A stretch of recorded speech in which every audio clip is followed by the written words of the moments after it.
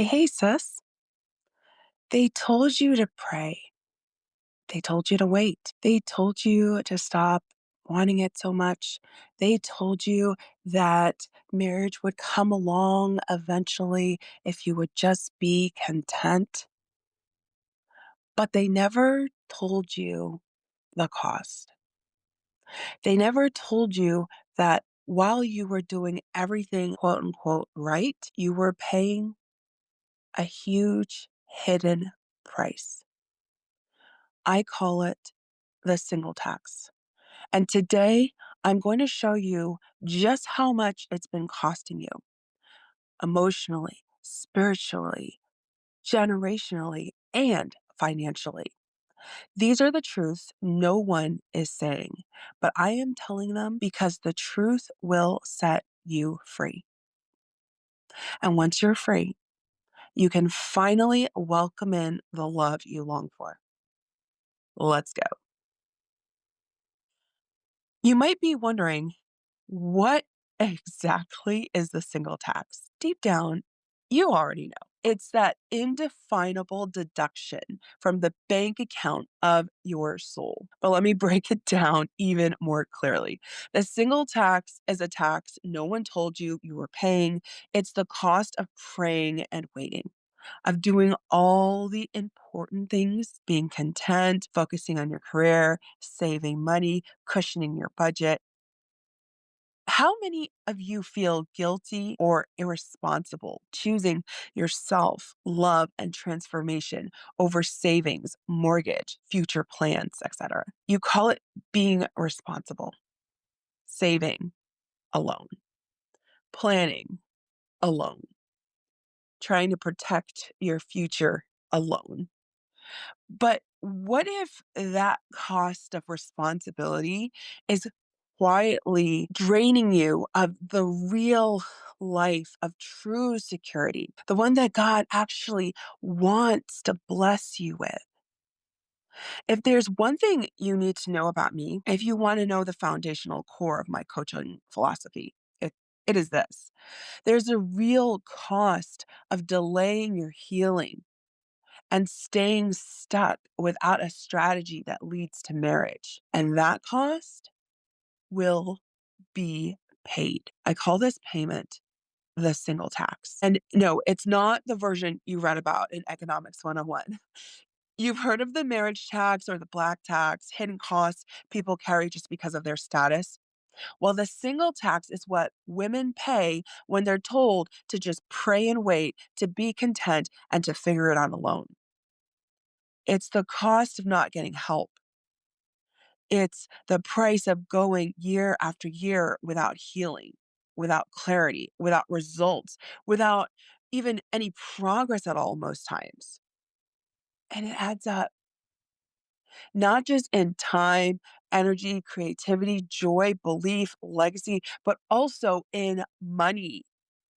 The single tax is real, my friend. And today I'm going to show you the truth no one else is telling you. Like, is it okay if I just set you free today? Is it okay if I unburden you from the lies that had kept you stuck? Is it okay if I release you into the life you've been praying for with a husband you've been longing for? I know your heart is screaming the answer yes. So let's take a close look at truth number one. Delay isn't always obvious. I want to talk about something that's actually kind of sneaky, something that's kind of insidious. We don't always realize we are delaying because delay isn't always I'm doing nothing. Sometimes delay is doing the same thing again and again and just hoping you'll get a different result. So, sis, if you're still trying to figure it out on your own when deep down you feel stuck, that's delay. If you're asking yourself, do I actually know what to do next? And the answer is no, that's delay.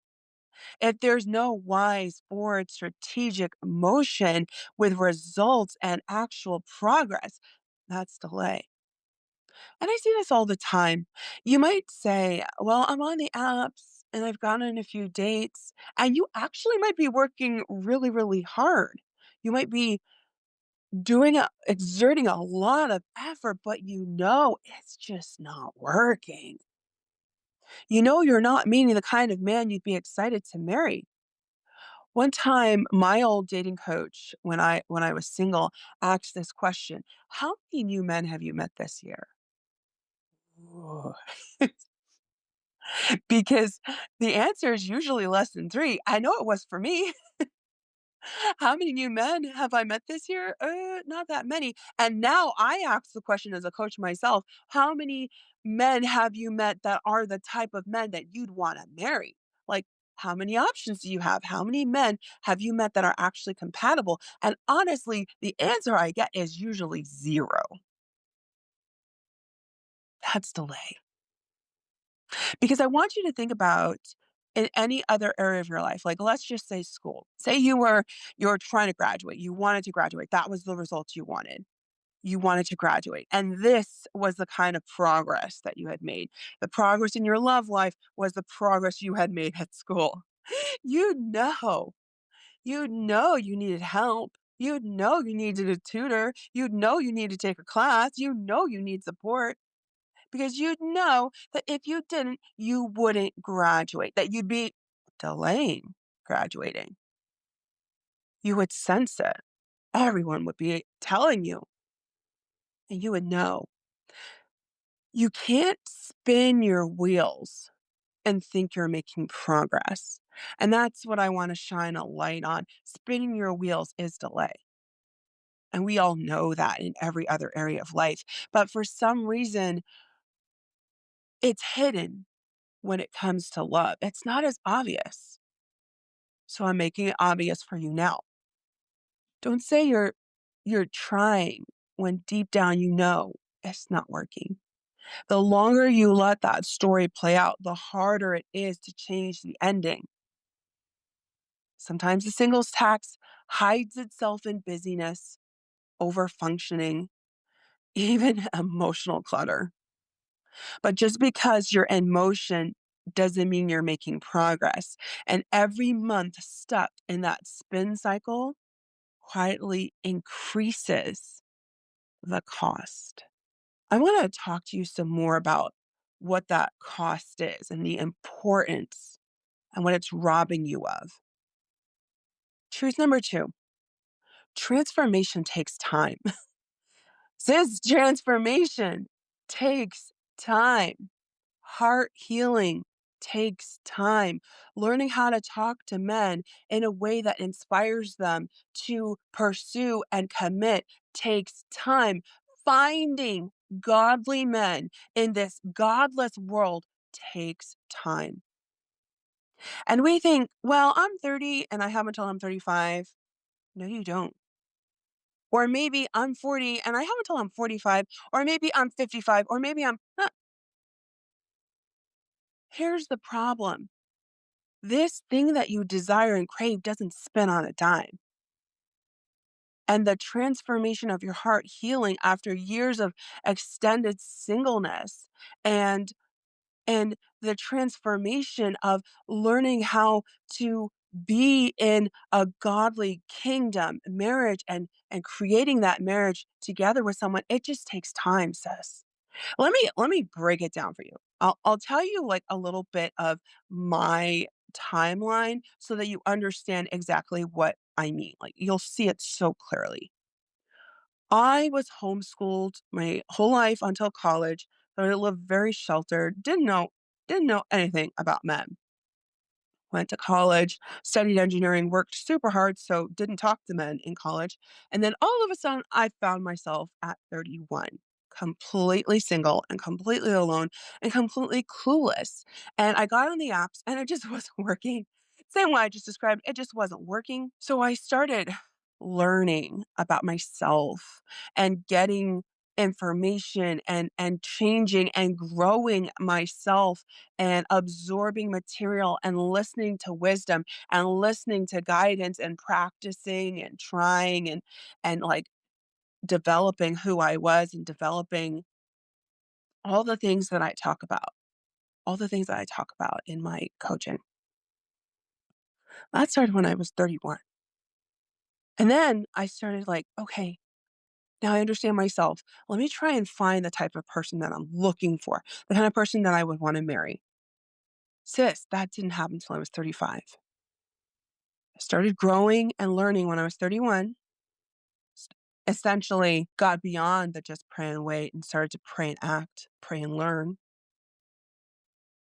Started at 31, met Caleb when I was 35. And then we got to know each other. And we spent time rearranging our life so that we could be together. We didn't get married till I was 37. And we didn't have our first kids because that's just the way life is until I was 39. Sis, do you hear that progression? That I didn't start my heart healing journey until I was 31. I didn't get married till I was 37 and didn't have my kids till I was 39. That's what I mean when I say transformation takes time. And let me tell you that this is time that we don't get back. There's no bank that you can go buy more time, that you can go borrow more time. Because when I was 41 and I talked to my doctor and I said, I want to have another kid. Can I wait? I'm really exhausted. I've got twin 2 year olds and I don't know if I'm ready to have another kid. Can I wait? You know what? She said, no. If you want to have another kid, you'd have to do it now. You run out of time, sis. You run out of time. And this journey, this journey of going from 31 to 41, where you're 31 and you start your heart healing, you get married when you're 37, you build trust, you court, you plan a wedding, and if everything goes smoothly, you're married and you have a kid by the time you're 39. Like, this is only happens if you've got a coach who really knows how to walk you through that process. Because without that, add a few more years, add a few more decades. You've seen it. You know that the longer you delay your healing, the more interest you pay on your pain. Healing isn't instant. And every year you postpone it, the single tax compounds. Truth number 3, delaying joy has a cost. I recently spoke with this brilliant woman, thoughtful, successful, deeply self aware, beautiful. And she said a word that hit me like a lightning bolt. She said the word responsible. And it made me realize just how many women feel this same inner conflict, that it's somehow irresponsible to invest in healing, guidance, or change. And I get it because truthfully, it's scary. It's scary. You feel like as a single woman, you even if you're not doing it from fear, you're doing it again like you might be doing it just from feeling like it's responsible to pile things up, to stockpile, to hoard because you're on your own and there's nobody there to take care of or protect you. And I I felt the same way. I felt the same kind of worry and thought that it's more responsible to maintain the life I have than invest in the life I truly desire. See, we get comfortable sometimes with our pain. It's familiar. We find ways to work around it, to live our lives in spite of it. And we tell ourselves that we have to do the best we can with what we have. But I want to ask you, how is it responsible to delay joy? How is it responsible to live your life without a heart that's healed? We as women sometimes like we have the money. We're not broke, But our subconscious is telling us that security means keeping things the same. It's responsible to say, spend money on something that's not tangible. If that's not a guarantee, I can't justify it. I'll invest in love when everything else is stable first. But what you're actually feeling is a fear based version of responsibility that sounds rational, but is actually spiritually paralyzing. We've been taught to prioritize stability over transformation, even though the life we say we want, marriage, love, family, requires risk, faith, and strategic action. Our our limiting belief here, sis, is that it's not safe or responsible to invest in something uncertain, even if I deeply want it. But like I said before, how is it responsible to delay healing your heart? How is it responsible to delay joy? Because what it's costing you is years of delay in your love story, the emotional cost of repeated disappointments, dating fatigue, self doubt. There is a financial cost of missing out. It's the compound benefits of shared wealth, second income, legacy building. We're almost kind of sold this lie that being cautious is godly and that investing in change is reckless. But what you're actually doing by delaying joy and happiness is exchanging it for loneliness and sadness and discouragement. When we as women don't have a clear path to marriage, we carry around this discouraged, heavy sadness and loneliness, and we carry it around like it's normal, but it's not. It's insidious and it's weighing down your career, your health, your energy, your finances. It's weighing everything down. When we think that we're being wise, but we're actually delaying our peace, we're delaying the true life of success that would be available to us, but now is not. Did you hear that? There's a true life of success waiting for you, a life that doesn't have that heaviness, a life that doesn't have that discouragement, a life that doesn't have that loneliness, a life that has a heart that is healed. There's a life that's waiting for you. And honestly, it's not responsible to delay that life. There's so many outcomes that we desperately hope won't happen to us. Missing out on having children, being one of those older ladies we see at church who never married, or settling for a man out of desperation or confusion who just ends up ripping our heart out. When we allow ourselves to be open to those outcomes, how is it responsible? One last thing I want to tell you, the longer you live in delay and discouragement and feeling stuck and lonely, one woman actually told me feeling horrible. The longer you subject yourself to those feelings, there's so many things that happen, sis. So many things that your life is just minimized and dimmed. But listen, the longer you subject yourself to those feelings, the more your belief in the life you truly desire begins to die. And trust me, you need to believe that you can meet a godly man, saving sex for marriage that wants to be faithful to you forever and build a life with you. You need to believe that that is possible in order for it to come true. And every month you delay, that belief gets chipped away until the dream feels so far away, it just is eventually lost. See, we're told to be wise, we're told to be content, but nobody ever told you that protecting your budget while neglecting your heart isn't wisdom. It's grief deferred. And the cost of delayed joy is heavy. Loneliness, numbness, self doubt, exhaustion. This affects your budget. This affects your legacy in more ways than you realize. And every time you say, not yet, The single tax gets exacted, and joy is the first to go. So let's talk about truth number 4. Delay steals results and belief.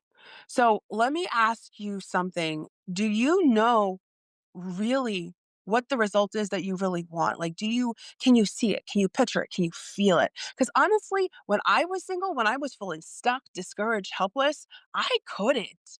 I didn't know. I literally, guys, when I was single, I remember asking a friend, she had 9 kids, was crazy hot for her husband, and building a life with him. I asked her this question. I said, "Is it really good? Like, is it like, I was like, "Is it really, like, really good, Karen? Because I've never seen it. I haven't had it. I think I want it, and I feel empty without it, but, like, is it really good? Like, is it really good? Is it really worth it? Is it really everything I'm hoping for?" And she just laughed. I remember she laughed, and she said, "Yes, Michelle, it's the most wonderful thing there is." And then she went on to say, building a life with someone, dreaming together, creating something bigger than yourself.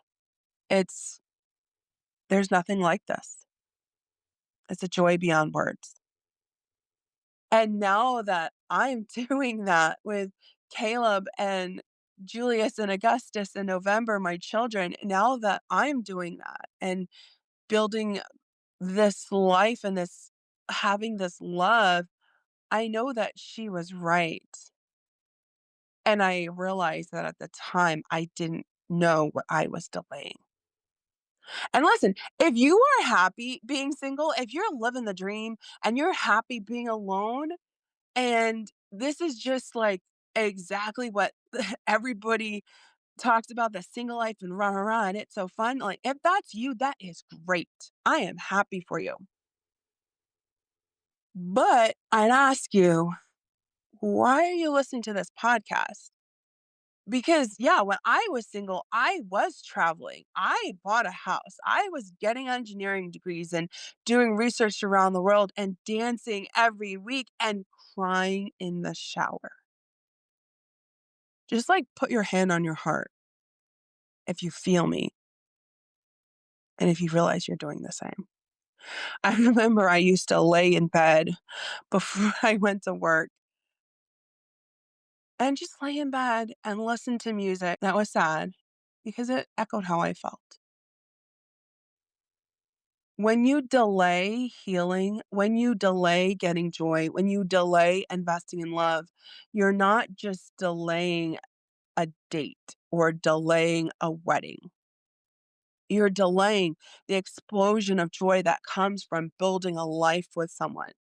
And you are, I promise you, delaying creativity, delaying emotional wealth, delaying memories, delaying laughter, pleasure, touch, teamwork, adventure, legacy. And yes, you are delaying financial wealth too. And like I said before, you are living a life that is not shining as brightly as it could, that is dimmed. Walking around with a heart that is not healed steals your creativity, steals the true success, steals what could be available to you, but just now is not because of the heaviness of the single tax, the heaviness, the cost of the loneliness. It's like running a marathon with 100-pound vest strapped on you. You know those weight vests that people put on and they go running for more exercise? I'm talking, let's break that off and see how fast you can really run. Do you want to know why the government rewards married people? It's because marriage is better for for everybody. Financially, emotionally, relationally, health-wise, it's a multiplier. And we've been told that it's somehow more noble or responsible to just focus on our career or our finances, like love is optional. It's really not. It's not optional. It's foundational. Marriage isn't a side plot.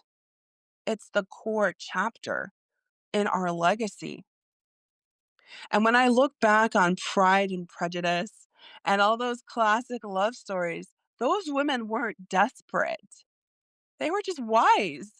They understood something we've forgotten, that marriage is a path to independence, and marriage was how you built your future. And the truth is, it still is today.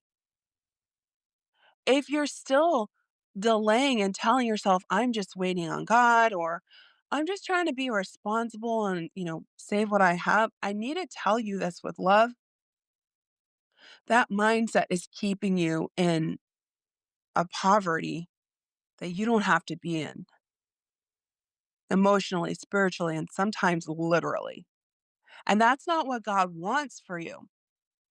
A marriage, healthy, godly, whole marriage, is the greatest wealth building tool most women will ever have. But you have to value it enough to go after it with strategy and stop delaying a process that really works. Every year without fruit makes you question the soil. That's the cruelest part of the single tax. It doesn't just delay results, it chips away at your hope that love is even possible for you. Every year, we show up and we say, this is going to be my year. And every year it doesn't happen. And remember, like I said, we need that belief. We need to believe that it will happen in order to make it happen. Another year, another prayer, another cycle that didn't go anywhere. And slowly your faith starts to feel foolish. That's the poverty the single tax leaves you in. Not just delayed love, but a depleted heart. Okay. Here's my last truth. Truth number 5. Delaying love is delaying wealth. Yes, you heard that right. Delaying love is delaying wealth. Now, we might have heard sprinkles of this. I really truly believe that Elizabeth Bennet knew this, but somehow we've forgotten this. I want you to think, if you were building a business and you knew it would explode if you had a partner, a business partner, but you kept saying, oh, I'll do it later. Why would you delay your biggest wealth building tool? Why would you say, okay, I can't afford to go get a business partner right now? Sis, you can't afford not to. I used to be an engineer, as I said, and I'm going to give you some numbers right now. I'm going to give you some statistics right now. I'm going to sound really, really smart because I did a little bit of research because I wanted to see like what is actually going on here. And the numbers do not lie. I'm talking like all these statistics that I'm going to share with you. I'm talking Federal Reserve information, Census Bureau information, Fortune magazine information. So if you want to look up these numbers, go look at those heavy hitters. I'm not talking some blog opinionated person. I'm talking this is what the Federal Reserve says. Married couples under 35. I'm not even talking about old people who have lived their lives and da da da da. I'm talking about like relatively young people, married couples under 35. They have 9 times, I saw a few places that said 10 times, 9 to 10 times the net worth of a single woman their age. 9 to 10 times. So we think that when you get married, you double your wealth. I'm talking 10 times your wealth. Married households earn more, own more homes, and even live longer. That's not romantic fluff. That's just data. So when I say marriage is your biggest wealth building tool, I'm not exaggerating. I'm not trying to sell you something. I'm just telling you what the Census Bureau and the Federal Reserve are are are reporting and what they already know. So let me give you a few more stats. And that is that there are more I'm gonna give you actual number. There are 81 different Social Security claiming strategies for married couples, whereas singles only have 9. Marriage enables better access to employer matched retirement accounts, doubling tax advantage savings. And so, yes, married couples have more money in their retirement. They save more in their retirement and they have more in their retirement. But what I want you to see, what I want you to see is the the reality of compound interest for this wealth. So the longer you delay getting yourself in this wealth building partnership, the more you miss out on the wealth that builds over time. So those couples who started when they were 35 are going to have millions by the time they retire. If you put this off until you're 45 or you're 55, you can't make those numbers. That's not how compound interest works. Time increases your wealth exponentially. So you need to give it more time. And I'm not just talking about money here. Surveys show that strong social bonds like marriage are linked to 50% lower risk of mortality, of all cause mortality. It's been reported from Harvard that happy marriages contribute directly to longer life and better recovery illness. And that compounds too, sis. A happy marriage and the way it affects your health, you don't want to put that off. You don't want to you don't want to expose yourself to the drain and the exhaustion and the heaviness for years, for decades, when you could be reaping the benefits of joy and happiness and security for all of that time and ending your life with a life that you have built together with a partner of wealth and health and legacy. If marriage is a wealth building tool, a legacy building tool, a health and happiness building tool, then delaying it isn't just emotional, it's a literal loss. You can't just hop on the train later and expect to have the same outcome because it's not just about getting married.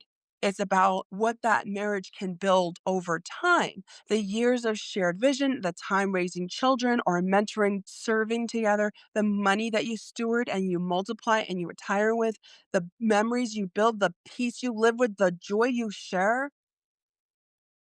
So when I hear women say, I just want to be responsible, it's not the right time for me to get help, even though I really want it.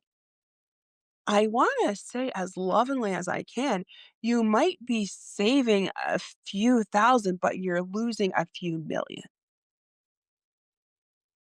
Financial wealth, generational wealth.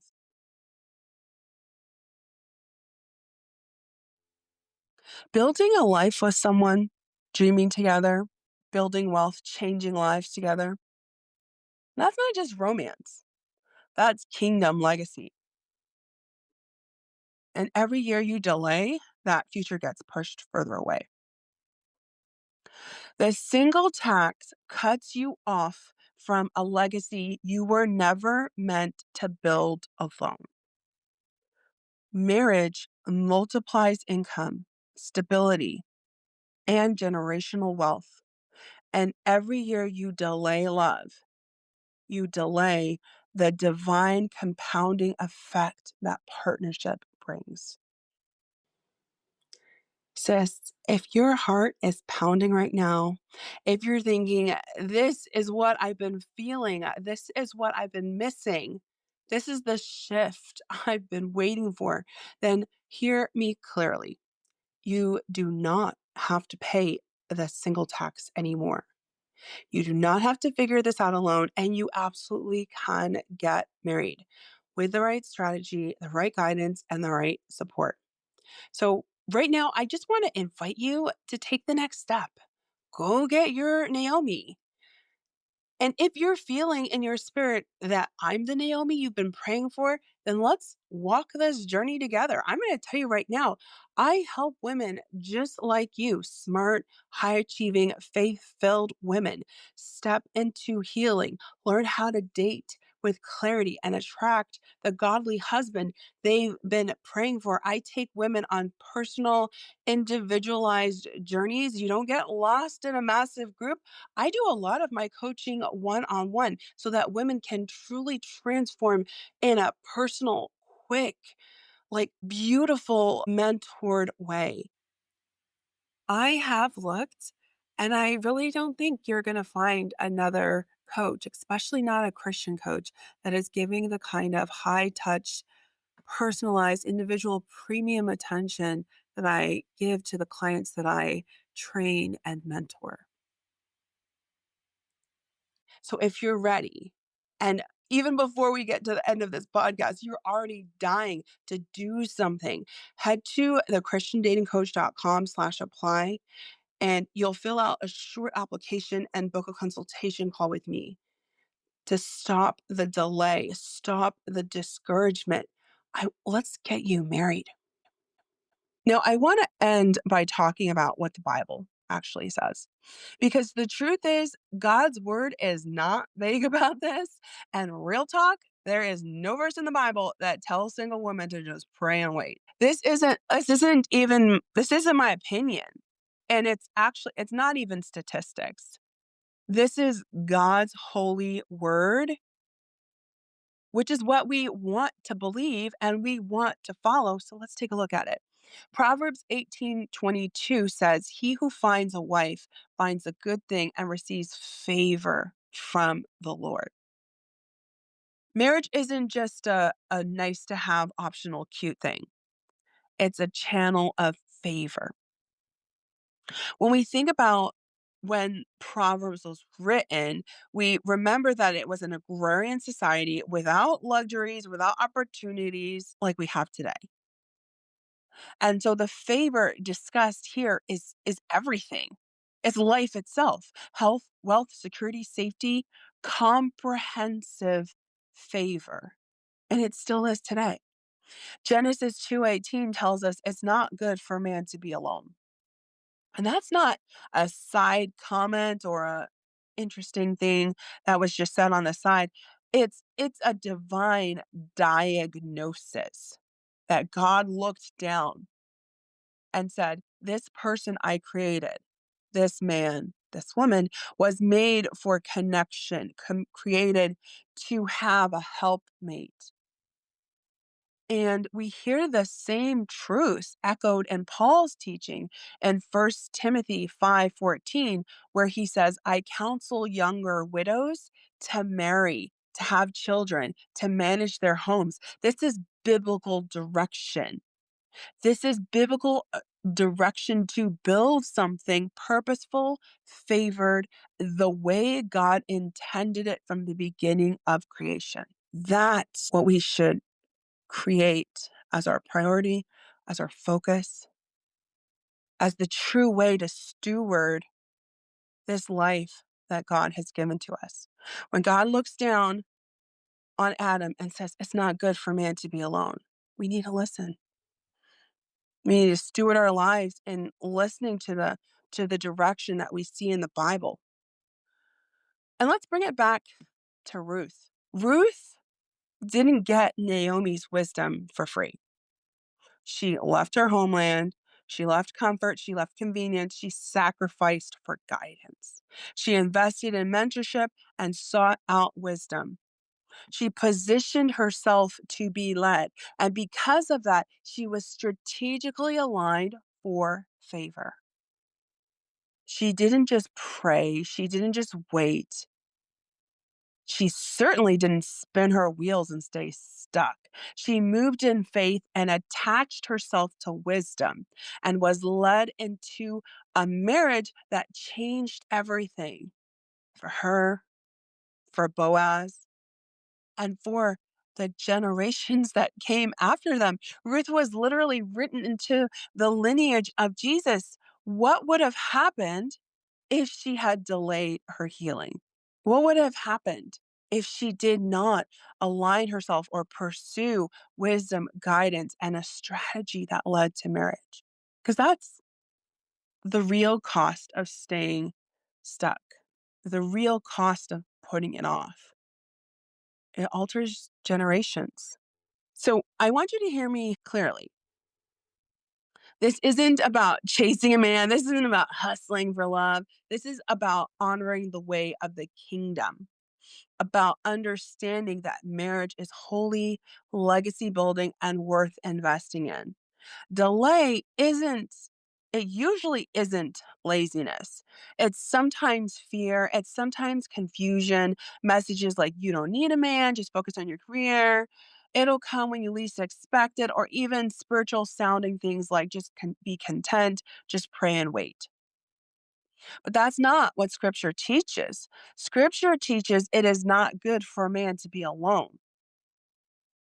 He who finds a wife finds a good thing and obtains favor from the Lord. God honors movement. God honors faith.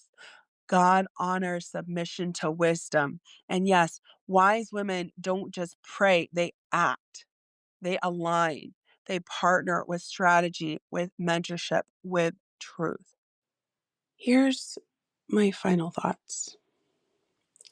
Another birthday, another engagement party you attend alone, another summer where nothing changes, another year of the single tax. And you don't get those years back. But you can change the outcome starting today. Ruth didn't just hope. She didn't just pray. She moved. She attached herself to a Naomi, someone who could guide her, speak truth to her, and show her what to do next. And you can too. So if you want to stop paying the single tax and start reaping the benefits of marriage, here's what I will tell you to do. Go get your Naomi so that you can get your Boaz. And maybe that Naomi is me, maybe it's someone else, but don't try to do this alone. Be a woman like Ruth who stops delaying her healing, who seeks wisdom, who walks with guidance, who gets a strategy that actually leads to marriage. That's the woman who gets written into legacy. And that woman can be you. If I'm the Naomi you've been praying for, I want you to take one bold step today. Go to the christiandatingcoach.com/apply, fill out the short form, and book a consultation with me. Don't let another year, another prayer, or maybe next time delay your legacy. Marriage isn't just a romantic fairy tale. It's biblical kingdom truth. And I can't wait to walk this out with you. Let's get you married, sis.